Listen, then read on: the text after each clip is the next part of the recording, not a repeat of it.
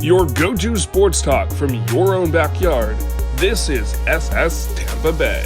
How's it going, everyone in the sports world? I'm Harrison Smadjevitz alongside my buddy Zach Seifter. And after a quick hiatus, we're back here on SS Tampa Bay Sports. Zach, how you doing? I'm doing great, man. You know, it's been a couple weeks, man. It's been a little bit of time since we were last together. A lot has happened since then in the sports world between all the leagues, the MLB, NHL, NBA, NFL, and we're going to dive into it all today. But I'm glad to be back, man, on SS Tampa Bay. It's great to see you. It's really good. I don't know if you've noticed, but different background. I'm in a different room. I'm back in Gainesville, Florida, home of the Florida Gators. Let me just get a chop in there. Really good to be back. The lighting's also better in this room. Yeah, you know, I can actually see your face. I can actually see your face now. You got a nice little Bolts poster in the background, so you're always representing. I'm still stuck here in the Tampa Bay area, but you know, from everywhere around the world, we are ready to talk Tampa Bay sports, no matter where we are. And let's get to it, Harrison. I'm ready. Yeah, and I just want to quickly say I do like your lightning stuff in the background too. We have a theme going. We do, man. This is a lot of collectibles from that 2004 year. We got even more. We got some stuff from the Philly series. These are kind of fun, but this is just some stuff from the 04 couple of David truck portrait, and then huge dropping from there. So all my lightning stuff right here in the background, but we got to represent, man, always. Yep, I love it. And we will get to hockey on this show, but first, we have some baseball talk to get going with. Labor relations have not been great. And, before we get on that topic, though, we're going to have some quick themes. Every time I snap my fingers, we're going to be doing a quick jersey change to get with the theme. Zach, you ready for the first one? Let's do it. All right, here we go. And there we go. I'm in the navy blue, Zach's in the baby blue. That's right. It's Sunday special right here. Yeah, but this is the all-day, everyday go-to jersey. You wear this one in playoff games. Yeah, that's true. I've worn these to a handful of games, but I love the baby blue, man. I'm a sucker for it.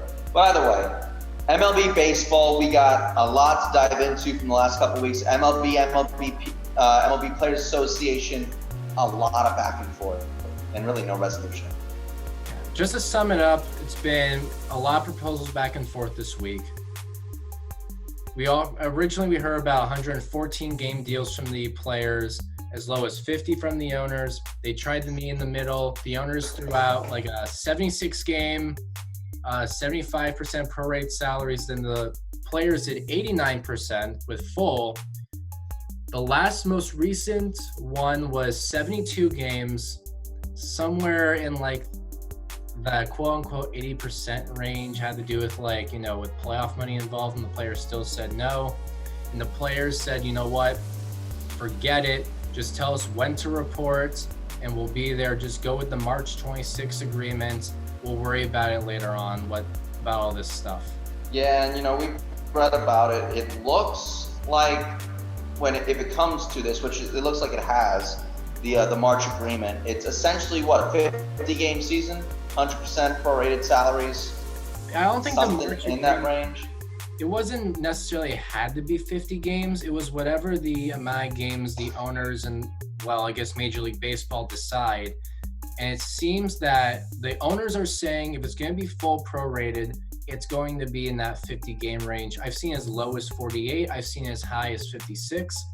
I'm hoping they bump it up maybe to 64, 65 as like a good faith measure, but I'm not seeing it personally. I think it's going to be 40. I think it's going to be 48 games. That's just not enough, man. How are you supposed to determine a World Series champion on 48 games? I'm with you there. I mean, if you do the math, I did before the show. Let's say you stick with the 10-team playoff format. You play the max game every time. Let's assume you win the division. You go to the 5 in the division series, 7-7 in the championship and World Series. You're playing 67 games. If you're in the wild card, it's 68. It's nothing. Maybe they'll do expanded playoffs as a sign of good faith, get more teams in there, a little bit more playoff money. But in general, 48 games is nothing. I think you would have to go expanded playoffs. I mean, the fact of the matter is, I'm not sure, at least make it a little more competitive than 48 games in the regular format.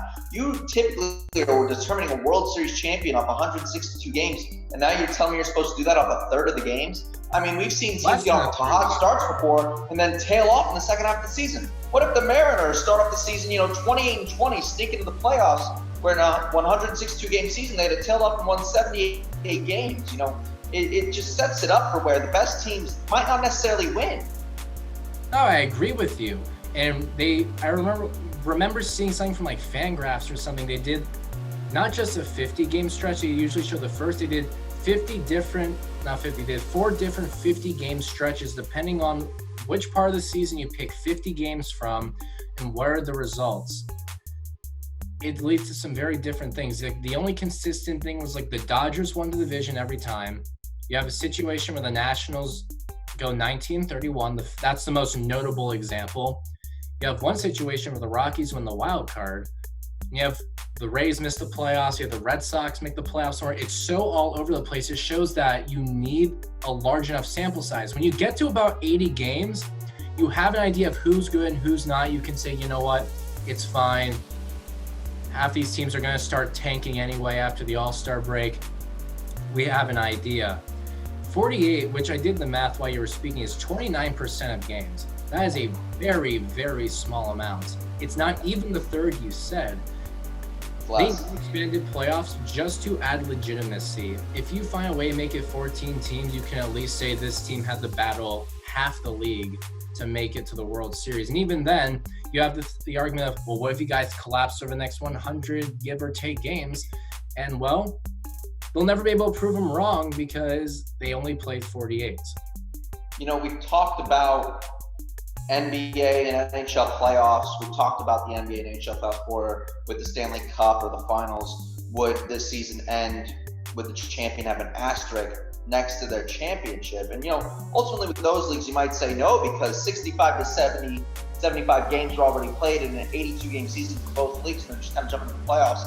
The teams that will be in the playoffs for each respective league will have earned it, whereas the MLB, I think you're going to have no choice but to put an asterisk next to whoever wins this World Series, because they won it off a 48-game season.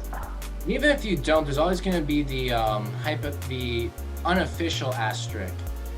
Like, listen, like you said, for the NHL and the NBA, 70 games were already played. You're expanding the playoff. It's a long fight ahead of them. Baseball hasn't even started their season. They're basically rewriting the whole thing just to say, hey, we played baseball in 2020. It's going to be rough. Granted, I'll watch it. Oh, of course I'll watch it. Some baseball is better than no baseball. Of course we're all going to watch it. But at the end of the day, unless the Rays win the World Series, we're going to put an asterisk next to whoever wins. That's going to be so rough. I'm telling you. And I'm just going to throw this out here. Just besides the fact that's the most Tampa Bay thing we can think of. In 2008, when the Rays lost the World Series, my dad came up to me while I was just staring at the Phillies celebrate on the field and just said, enjoy it. It could be 12 years before they get back. He just threw that number out there. Want to know what's 12 years later? This season. 20. 12 years later, there's an asterisk if they win the World Series. Just the luck of a Tampa Bay sports fan right there, I'm telling you. You know what? I'll say this. 2020 might be the worst year ever in our lifetime. Can we just agree 2020? But, there's a but. It could be the best sports year of our lives if the Rays win a World Series on a 48-game season. We got Tom Brady and Gronk, who could lead the Bucs to glory, and the Lightning have a bye in the new expanded playoffs. We'll get to that later. But what if they go run the table with the Cup? We get 3 championships in 1 year, all with asterisks next to them, except for maybe the NFL. But I'll take them all. I don't care. I will take them all if they win them. There's not going to be an asterisk for the NHL. No one's going to look at an expanded 24-team playoff and say, with 70 games played, may I add, and say, oh, yours is legitimate. And I'm just shut up. If you, the only group that's going to think a Lightning Stanley Cup after this is illegitimate is a Boston Bruins fan that's salty as hell. That's all I can. Right. Well, they're always salty. And, maybe a Pittsburgh fan. Whoever loses to the Lightning will probably cry about it. Let's just be honest and call it an illegitimate cup. The fact of the matter is, honestly, it could end up being a pretty nice sports year for us.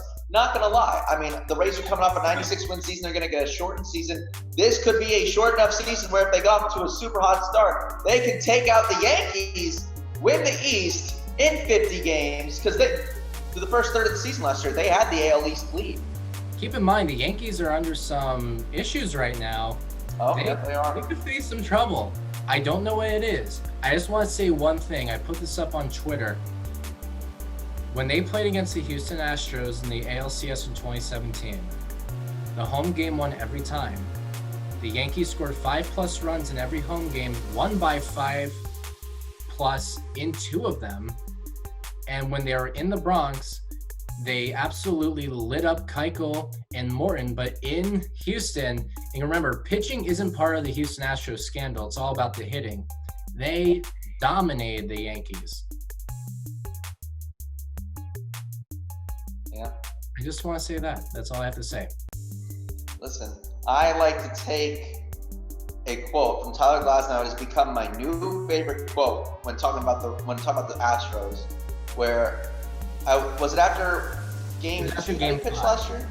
Was it after game 5? Yeah. Where he was like, it's as if they knew what pitches were coming. Love that quote because they did.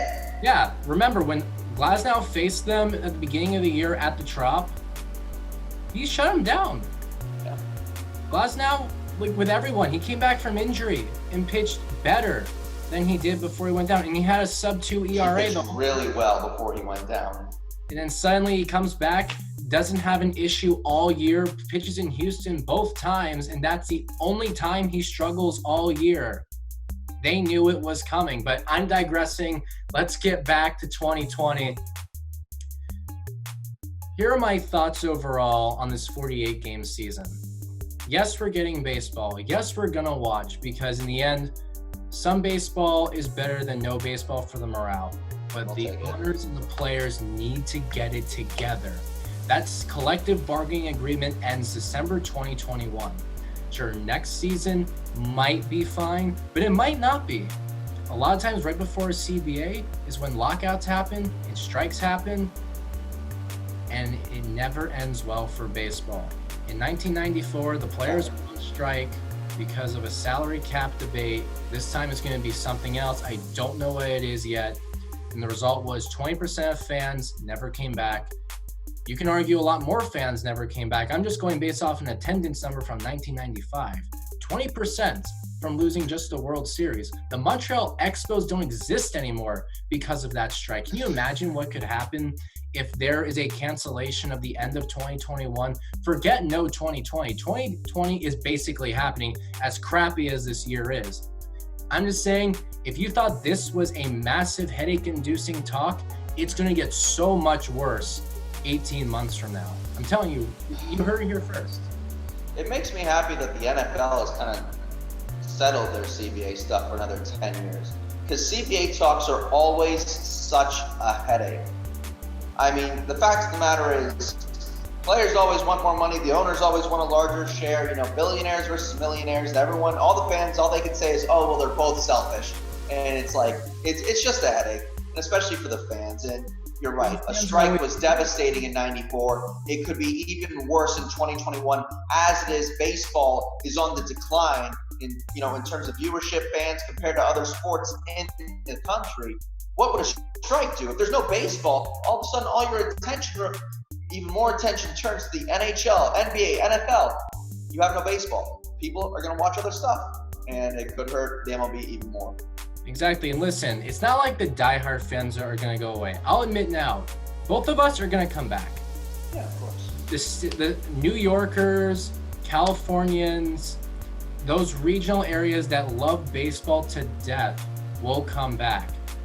But the casual fan, the one who, they go to a few games every year because, they still want to go and they like baseball, they're the ones who are going to be gone because they end up investing in other things and decide they only want to invest in those because they realize they like it more.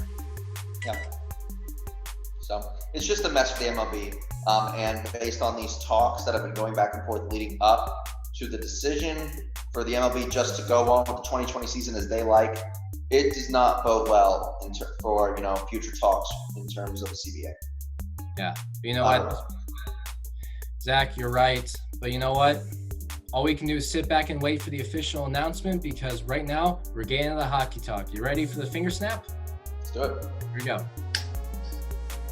All right, we're in hockey mode. Let's do it. What jersey you got on? Well, I'm wearing, the old alternate they had for a few years. Love them. 14. Love them. They're great. It pays homage to the Stanley Cup jerseys we had.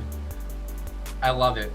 I hadn't bought, before this jersey, I didn't buy a Lightning jersey for a while. I usually bought shirts. And when I saw these come out, I basically said I needed to get one. Is it a stammer? It's a stammer. Oh, Captain, my Captain. There you go. Captain, my Captain. And may I say, I'm going to be very happy to see him playing in the playoffs. The good thing to come out of the coronavirus is that we got Stamkos in the playoffs. That's it. Yeah, mine is it's just an original blue one. It's a Andre Vasilevsky. I didn't even buy it. Girlfriend bought it for me as a gift a while back, a couple of years ago, and I wore it to the. So remember a couple of years ago when Tampa hosted All-Star Weekend, the All-Star Games? Yeah, it was 2018, I believe, January 2018. It was January 2018. All the players were out signing autographs, and I actually got Bazzi. It's on the jersey. Nice. Just promise me you framed that at some point. Oh, it's being framed. Don't worry. Give it time. Okay. I'm wearing it for the time being, but I got to get a frame for it, and it will be hanging on my wall one day. Because you know how I feel about signed jerseys. I'll make an exception for this because it's in a, what's the term? I guess controlled environment. That's it. Yeah. You Don't better worry, not. this one will be framed. Give it time. I do probably want to clean it up a little bit, but before framing it, make it look perfect, pristine, and all that stuff. But it's a beautiful jersey. I love it. It's And great. I got it signed by the big cat himself. But anyway, hockey mode. We're talking hockey. And even more news, we've had a lot of recent developments in the last few weeks, like the MLB in the NHL. Absolutely. We're getting closer to figuring out where hockey will be played. We know when training camp is coming. We'll just establish it now. It's supposed to be July 10th. Yeah. Give or take the situation with COVID. Barring any setbacks, but I mean, we're in phase 2 right now with the team. Players are back at Amalie Arena as well as was formerly the Brandon Sports Forum. Now I believe it's Iceplex Arena or Iceplex Center, whatever they call it. But they're practicing again, and we got July 10th circled on our calendars for training camp. And from there, another 2 or 3 weeks until we get games back at least. Yeah, they say they're hoping to have games by the beginning of August. I think a 2-week by then it would be a 3-week training camp. You have the practice before that. I can see the first week of August being a good starting time for the play-in. Get it over with after a couple of weeks. Get the official first round going by the middle of August. And just get the playoff hockey going. That's all I can say. And, I believe we've talked about the format a little bit. 24 teams. Top 4 teams in each conference has to play a round robin with each other to determine the seeding. And then 5 seed through 12 seed in each conference has to do a play-in best-of-5 series in the respective hub cities. And from there, top seed plays lowest seed every round, and instead of a bracket, it just moves on the rest of the ways. It just reshuffles top seed versus low seed, like other sports, finally. Yeah, we're getting...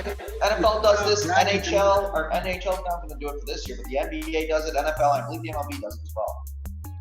Yes, Baseballs is all over the place. I think now it's a little more like that. It used to be in the division series, teams in the same division couldn't play each other, so it led to some, mandatory shuffling. Yeah. The NHL finally has one that makes more sense. I'm fine with how they decide who makes the playoff. The top 3 teams in each division with 2 wildcards, but it needs to be reshuffled after that. The issue becomes they turn into a bracket. Like you said, they need to reshuffle. I was personally a fan of the old method where it was straight up 1 through 8 seed before the the lockout in 2013. After that they changed the playoff format, but it used to be just straight up 1 through 8 seed. You had 3 divisions. Your top 3 seeds were division winners, and after that, last 5 teams were who had the most points, and it reshuffled every time. Yeah, and you know what? I guarantee you that comes in the talks for the next CBA, which is also coming up for the NHL. The only difference is we're not worried about it. There's going on. Everyone's making money. They're happy. They have a new team coming in. They don't want to screw over Seattle.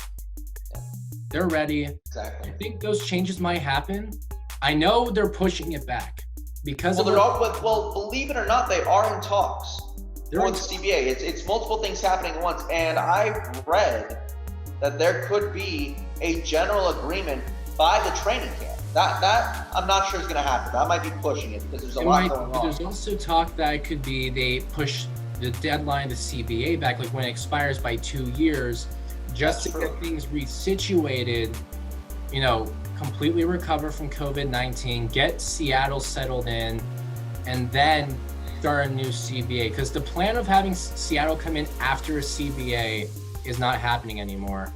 It's not right. A lot of things that aren't happening anymore. So I believe the league and the Players Association are much more on the same page and committed to getting this thing done as opposed to, like we mentioned earlier, the MLB. So that's not necessarily a labor agreement that I'm worried about, because I think that they are very committed to getting it done, and they might push back a couple years, like you said. And it's right. And again, hockey's trying to grow its sport. They know a labor stoppage would really cause problems. I mean, they kind of lucked out after 2013, but that was also because it was half a season. If it had been like 2005, it would have set them back a lot. Yeah, where it was just straight up no season. Lightning didn't get a chance to defend their title until 2006. They did, and at that point, the team's already an extra year older. They just weren't the same team as if they had played in 2005. No. I mean, nothing you can do about it. I'm sure you really can't. That's like it's 15 years in the past. It is what it is. But anyway, so while we're talking about this, we do have somewhat of a timetable for the start of the season. The NHL and the Players Association have begun talks into transitioning into Phase 4 of the return to play. And it was a Phase 4 plan from the whole start. Phase 1, quarantine players. Phase 2, voluntary workouts, voluntary hockey activities, which is what we're in right now. Phase 3, full training camp. Phase 4, games. And those games will take place in 2 hub cities, and one of which looks to be Las Vegas as of right now. Vegas has been a hub talk for pretty much the entire time. They're gonna get it. Vegas is way too well equipped to house teams in one hotel to not make it happen. I was watching a YouTube video by Shannon the Hockey Guy. He's one of my go-to hockey YouTubers. And he was talking about his experience just being in Vegas. Those hotels are designed that you never have to leave. They are perfect quarantine buildings. Everyone goes in, no one goes out. There are shops, there are things to do. You don't have to worry about the heat because they're inside. The rink might be a different story because of the Vegas heat, but it's a very good city to put them in. Yeah, well, the only issue with Vegas that has arisen, from what I can tell, is practice or of the availability of arenas or rinks up to the NHL standard for these teams. From what I've read from The Athletic, there's only 6 sheets of practice ice available in Las Vegas. So, enough to maybe do 2 practices a day, or enough to do enough for each rink to be open twice a day for team practices. 12 teams, 6 rinks. 2 practices a day, maybe 1 in the morning, clean the ice, get everything sanitized, another 1 in the afternoon, you keep doing that. But you got Las Vegas, for practices. And games are a whole different story. You're probably gonna have to do 3 games a day for, 3 games a day, every other day, team plays, things like that. It's something that needs to be worked out. You better be ready for a lot of hockey, Zach. We're going from no sports to they're force feeding it to us. There's going to be hockey starting at 10 in the morning, and it's going to be going on until almost midnight. It's going to be a lot by time, because they have to set aside time for sanitizing the locker rooms, cleaning the ice, getting everyone in and out safely. It's a lot, and they're going to have to set aside a lot of time for it. So like you said, if we could be getting hockey at 9, 10 in the morning, we might be waking up early to watch the Bolts in the Eastern Conference Final or, first round or whatever it is. Going all day. And that's more of an issue for the play-in. By the time you get to the second round, it's probably going to be 2 games a day. You won't have to worry about noon. And this is for the East Coast. If you're on the West Coast, it's a whole different issue. You're waking up at the crack of dawn to watch your team if you're a Canucks fan. Well, that's part of the issue. So while we're talking about Vegas, let's talk about potential other hub cities. And a lot of that is based off Canada right now and the Canadian government and whether or not they are going to ease restrictions on this 14-day quarantine for everyone who enters the country. If they do that for the NHL, if they get rid of that restriction of a 14-day quarantine, the NHL most likely, from what I've heard, will go with either Vancouver or Toronto as their second hub city. But here's where it gets interesting. If you do choose Toronto, the NHL is thinking about sticking the Western Conference teams in Toronto and the Eastern Conference teams in Vegas to make sure there's no sort of home ice advantage for either A, the Maple Leafs, or B, the Vegas Golden Knights. So if you are living on the West Coast, if you are a Vegas fan, if you are a Vancouver fan or something like that, you might have to wake up at 6 a.m. to watch your team play because they're playing in Toronto on the East Coast. Whereas on the flip side, if you're a Lightning fan, you might have to wait and stay up till midnight and go till 3 a.m. to watch the Bolts. Because they might not start a Bolts game until 9 o'clock at night. What is it, Mountain time or Vegas? Western time or Pacific time. Pacific time zone. So it's going to be a pretty late show. And I'll stay up for it. I mean, I'm built for it. How many times I watch Rays games or Lightning games on the West Coast? We're built for it. We're ready for it. It's a lot of hockey. I'm ready for it. And speaking of the Toronto hub spot, it was really peculiar to me at first because you're thinking you're having 2 hub locations in 2 different countries when you have border issues. You know, you have to deal with mandatory quarantines. You don't even know if Canada's going to waiver it for players with exceptions. They're supposed to make announcements for that already, but they haven't, which is why I think the NHL hasn't said anything about where they're going to be officially at, because they might want to do Toronto, but if Canada makes the players quarantine for 14 days, they might say, well, guess we're going to, Los Angeles or something like that, where they're not going to New York or anything like that. Yeah.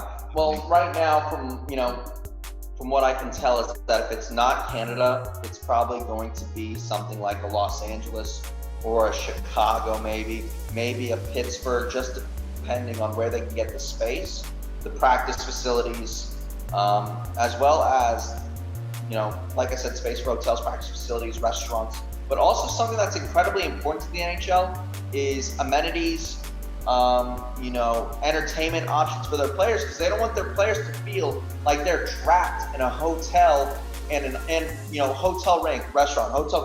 That's their life for 2 months. They want them to have options while still remaining in a tight bubble, which is why Las Vegas is such an attractive option, because you have these giant resorts, that are close to the arena. You can sit there and completely take over restaurants and let your players eat there, as well as stay in a resort, maybe rent out an entire resort, let them, enjoy the casinos. Maybe you have a resort with a movie theater in it and bowling and these things, and there's plenty of entertainment options that the players don't feel trapped. And that, from what I've heard, is extremely important to the NHL as well. So, a lot of things to figure out, like what are you supposed to do in Vancouver and Pittsburgh compared to, maybe Las Vegas. There isn't. And, you're absolutely right. One thing we've all learned about from the coronavirus pandemic with this isolation is mental health is a huge problem. And just because you're an athlete with a lot of money, just as an example, that doesn't exclude you from that potential evolutionary feeling of being isolated, doing just 2 things. We all feel it. In the end, they're still humans. Just having extra things to do when they're not playing is going to be very beneficial. So like we both said, Vegas is great. I don't know what Pittsburgh has. They definitely don't. Los Angeles, there's a hotel that's fancy. You have Chicago, you have Toronto. I mean, there's got to be Carlton or something that has stuff to do that you can. Yeah. So, the NHL is going through all these things, and they're kind of like, these cities are checking things off their list for the time being, but they want to keep their players and their staff in a tight bubble while still giving them, restaurants, hotels, entertainment options. So, it's a lot that the NHL has to consider, but, they're narrowing it down to a few cities. And you know what? I'm sure they'll figure it out. Once the government of Canada figures out what they're going to allow athletes to do, they'll make an announcement the next day. Oh, of course. And the NHL will be ready. They, like I said, they've already begun the talks with the Players Association in terms of space for a return to play. Right now, it's determining the hub city, determining when you want to start the games, how long training camp's going to last, and how it's going to work in terms of how do you keep that bubble, how do you not let your players out of that bubble to where they put themselves at risk for coronavirus, being exposed, things like that, while also allowing them to enjoy themselves. And it's a lot, but it looks like they're getting to it, and we might in the next week or two have an official plan. And hopefully by the next episode of SS Tampa Bay Sports, we'll have it figured out. But until then, well, that's it for Hockey Talk. Let's move on to the National Football League, some Buccaneer talk. Zach, you ready for the next costume switch? Let's do it, man. All right, we're in Bucs jerseys, and I gotta say, my jersey's better than yours. Give it a month. I'm still waiting on my Brady jersey to get shipped here, so you give it a month, and I'll be rocking 12 instead of this beautiful Mike Evans 13. Yeah, we'll probably both wear our Tom Brady jerseys, but I just want to say right now, nothing beats a Hall of Fame Derek Brooks jersey. It's tough to beat, man. Brooks is the guy. Pretty much every Bucs fan's favorite player of all time. There's just no beating Derek Brooks. Great player on the field, great person off, and I know that for a fact. I've had the pleasure of meeting him quite a few times, and I interviewed him last summer. I mean, great guy and amazing player, Hall of Fame Buccaneer. There's nothing else to say about him. 11-time Pro Bowler for the Bucs. Still leads the Bucs in multiple categories. I'd have to look them back up, but I know that he does. And let's just get to talking to the Bucs. Zach, you're the guy. I'll let you lead the way on this one. Well, a couple things have happened in the last couple of weeks. We've talked so much about all the happenings of the NHL and the MLB return to play, and the NBA even has a full slate of return to play stuff. They're coming back July 30th, but it's almost football season, man. Everyone seems to forget we're focused on all these other seasons coming back in July. It's almost football season. We're in the middle of June, and you know what? We're about a month outside of training camp, according to Bruce Arians, who last week was talking to the local pen and mic club of Tampa Bay, your local media, and he said training camp begins July 21st. There's a small asterisk next to it, though, in the fact that there will be most likely no fans allowed in training camp this year. It will not be a public camp. There will not be public practices, most likely. And with that, there also, we don't know what's going to be happening with media or anything like that also in terms of will there be limits or will it just be purely the team and its own staff? We don't know. I mean, here's my thoughts on the whole thing about that. One, there's a really good chance there's 0 NFL games this year that don't have fans. They're going to have to deal with it. So far, I've looked at some of the sports that like NASCAR and UFC that have done things with no fans. It's been fine. I mean, you don't really think about it. There was an incident with UFC where one of the fighters could hear the broadcaster and used what he heard as an advantage to knock out his opponent.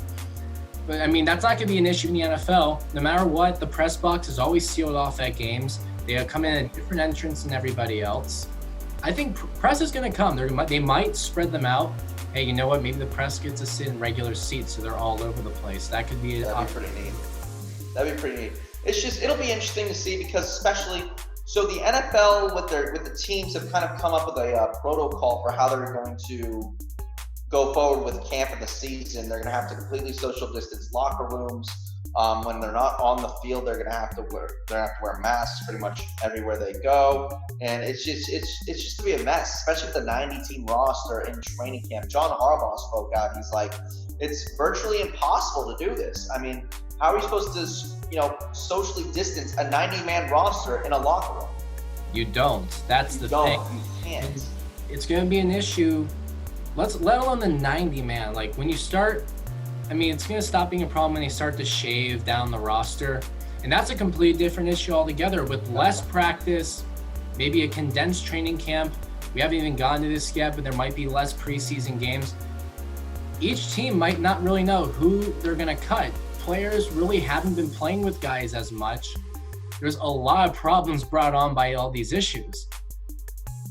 Yeah, I mean, like you said, I mean, we don't know exactly what's going to happen with a lot of these bubble players and things like that when shading down the roster. Obviously, you end up with a 53-man roster at the end of camp. But when you start, it's a 90-man roster. You have a locker room. Are you supposed to sit there and send these guys into the shower individually, and by the time you're done with showers, it will have been 12 hours after practice? I mean, it's so hard to separate a football team. And then when you're on the field, you're still in physical contact with each other. You're not going to wear masks on the field. These guys are sweating on each other. They're punching each other. There's all sorts of stuff going on. It's just, football is a contact sport. The team is supposed to be close together. That's sort of the point. And it just seems hard to, enforce these coronavirus protocols in the NFL. Not to say it won't be done or it can't be done, but it just seems difficult, and it's something that these teams are going to have to overcome. But that's off the trail that I was even going for when I was talking about Arian saying that camp is starting July 21st. That's a whole separate issue. It's pretty much a week earlier than when they started last year. And this year, the Bucs had 2 inter-squad practices with Tennessee and Jacksonville. They had joint practices set up for them, both fun. That's going to be another issue, too. You have players with 0 experience facing defense that's not even their own. Preseason's going to have a lot more emphasis on it, and if there's only 2 games, that's only 2 times before a regular season game you get to see an opposing defense. That's rough, especially in preseason when you don't get a lot of playing time at all. And even with starters, you don't play most of it, so you have even less of a look. Yeah, and for those that don't know, when we're referring to the 2 preseason games, the NFL has been in talks about cutting its preseason short from 4 games to 2. So that's what we're talking about with the 2 games. But like I said, especially without those joint practices with other teams, Bruce Arians has come out and he said he prefers those as to preseason games because it's a controlled it's more of a controlled practice. You are getting the same kind of scrimmage against an opposing defense, but you can't hit the quarterback like you could in a regular game. So it's a lot better in that sense. You do get all that valuable experience in a 2-hour practice, 3 days a week against different teams, as opposed to 1 3-hour game where you might see your starters for a drive or 2. And now it puts greater emphasis on the preseason, and we might not get as many preseason games. So it screws over Tom Brady, who's trying to adjust to a new team. It screws over the entire offense that is trying to adjust to a new quarterback. The defense will probably be fine. They got a new playbook. They got pretty much the same returning starters. It screws over the rookies that have had 0 off-season, will get some training camp practice, but they'll play against each other for weeks, and then they have to go and finally play a new defense, and they're getting thrown out there, and they might only get 2 preseason games. And it screws over bubble players who might not make the roster with only 2 games as opposed to 4. I guess, fortunately, you can say every team is going to go through this, but for individual players, that's a massive problem. And I'm going to say now, I think it's more of a hindrance on the offensive players than the defensive players, just because there's a lot more timing involved. Wide receivers, you got to get to know the timing of your quarterback. The running backs got to get the hang of thinking about, getting the ball pitched to him, learning the offensive line, everything. At least with the defense, you're prepared for what a different team is doing, and that's always going to be a challenge. So there's a little bit less pressure for being prepared when it comes to getting to know your team. It's a little more individual. But if you're a wide receiver, let's say you're the new guy, Tyler Johnson. I'd be confused with Lightning player Tyler Johnson, but you're trying to break it in, be a new wide receiver. It's going to be rough if you aren't coordinated with Brady enough to catch a pass. Yeah. So, like I said, there is no offseason for any of these players, and that's certainly going to hurt the rookies who have lost. I mean, Arian said last week these players have lost over 400 snaps already from what would have been off-season training, OTAs, minicamp, yada, yada, yada. Sure, they've had the virtual stuff, but that can't replicate real snaps on the football field. And they're missing out. And then when it comes to training camp, yeah, they'll get that, but you're not getting preseason games. You're only getting 2 games before you actually get the chance to play real games. And it's a mess for rookies. Tyler Johnson, obviously as a receiver, you got to work on timing with your quarterback. Tristan Wirfs, a right tackle, being thrown in there as a rookie. He's going to have to take on real NFL defensive ends. He's going to have to take on Cameron Jordan week 1, a Pro Bowl defensive end after 2 preseason games, and he's a rookie. So, I mean, it's a mess. It's a huge issue, and you know what? There's a lot of double-edged swords in this. Because let's take Tom Brady, for example, and some of your key players. Preparing for the regular season, you're also got to be concerned with injuries. You're also going to start wondering, are 2 preseason games worth even putting them out there very much? So you worry about injuries. And then you have the other issue where, getting to the double-edged sword part, they're not getting as many reps where they get to work with their players, and they're less prepared overall for a season. So yeah, with 4 preseason games, you're able to work guys in, slowly get them more and more playing time. But with 2 games, that's not really a lot of reps, especially if you're Brady, 43 years old, or anybody. You're trying to make sure they don't break their necks playing an entire preseason game. You can't just decide, okay, we're condensing it and having them play the entire game. That's not how it works. It's still going to be Brady probably plays a quarter of the first game, maybe a half the second. Instead of getting more and more build-up and getting more snaps, he's going to be thrown into the fire as a new quarterback against the Saints in New Orleans. I mean, don't get me wrong. Everyone's going to have these same issues too, but, you know, Breeze has been with the Saints for a while. He at least has that advantage. You're right, and, you know, that's part of what is going to be very challenging for this coaching staff, is that balancing act.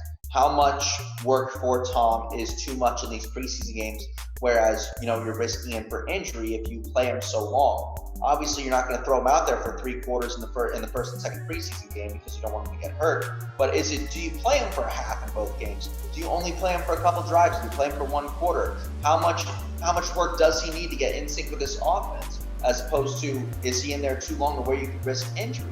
I mean, you know, it's how much are you putting into these exhibition games that are essentially meaningless? But he does need time with the offense. And that's where the joint practices are super valuable. You are playing against NFL defenses. You're playing real scrimmages. But the quarterback can't get hit according to NFL rules for training camp. So there's essentially almost 0 risk to Brady getting hurt. Obviously, there is a bit of risk. It's football. It's contact sport. He could run into an offensive lineman. He could get his leg hit. Yada, yada, yada. Things happen. But there's almost 0 risk in Brady getting hurt while still playing against an NFL defense. So there's a lot more high risk, low reward for that scenario. But now that that's gone, his only chance to play against another NFL defense in this offense comes to possibly 2 preseason games. I mean, you have to put him out there, right? You have to. He's got to get some work before he's ready for New Orleans. He's never played in this offense before. He's never played with these teammates against an NFL defense. You have to put him out there. But for how long? He is 43. He could get hurt. If he gets hurt, nobody's exactly wanting to watch Blaine Gabbert on, Sunday Night Football against the Saints. No one wants to see Brady go down for the season. This team is screwed if that happens. Now here's another question. Does Brady play the full game on Sunday Night Football the first week against the Saints? Of course he plays the full game. You're not going to throw Blaine Gabbert out there unless it's 59-0 in the fourth quarter. Brady's not leaving that game. It's just a food for thought because if you think about it, the first few games are going to be impacted by the lack of training. Once you get to like week 4, week 5, everyone's, running on all cylinders. They're all loosened up. It's good. But they might treat the first couple of games differently. I don't think, personally, Brady will not play a full game, but it's definitely a food for thought. Let me tell you why that won't happen. The fact of the matter is when these games count, they count. It really doesn't matter how much training camp, how much preseason you have. When they count, you better put your best players out there no matter what. And in the fourth quarter, if it's 20-17 with 5 minutes to go, I want Tom Brady on that field, not Blaine Gabbert or Ryan Griffin. There's 0 chance of him missing any time if the game is at all competitive. Sure, if it's last year with Baltimore, we saw RG3 a few times come in and replace Lamar Jackson when it was 49-0 in the fourth quarter. In those scenarios, yeah, Brady might not play the whole game, but in any game that's competitive, Tom Brady gives this team the best chance to win, no doubt. Blaine Gabbert, Ryan Griffin do not, and when they count, you have to put them in there, no matter what. So even if there is rust, they're still getting into the rhythm of a season the first few weeks. that, there's 0% chance that Brady will get benched. It's almost like saying, Scotty Miller's the number one wide receiver instead of Mike Evans. He should go take some bench for a couple quarters. It's just not going to happen. Well, hopefully when it comes to September, we get to see Brady in New Orleans against the Saints and Drew Brees. But until next week, Zach, I got to kick you out of here. All right, buddy. And a great return episode to SS Tampa. We really covered all our bases in this one, and it's fun to be back, man. It was a great time with you, and I can't wait for next week. Hopefully we'll have some more information for all of our listeners. Exactly. You know what, Zach? It's a huge pleasure. I'm glad my lighting's a lot better. People can see my ugly face a little bit more. Hey, at least I have a haircut. It's a lot shorter than last time. That's good. Yeah, that's true. I got one myself. So we're looking fresh, man. We gotta keep ourselves groomed now that these barbershops are open again. Yeah, indeed. It's a good look. We got good looks, and hopefully we still have these good looks next week. I want to thank everyone who stayed with us during our hiatus. This will not be a normal thing. We'll be back next week with episode 9. I'm excited for it. Zach's excited for it. Thank you.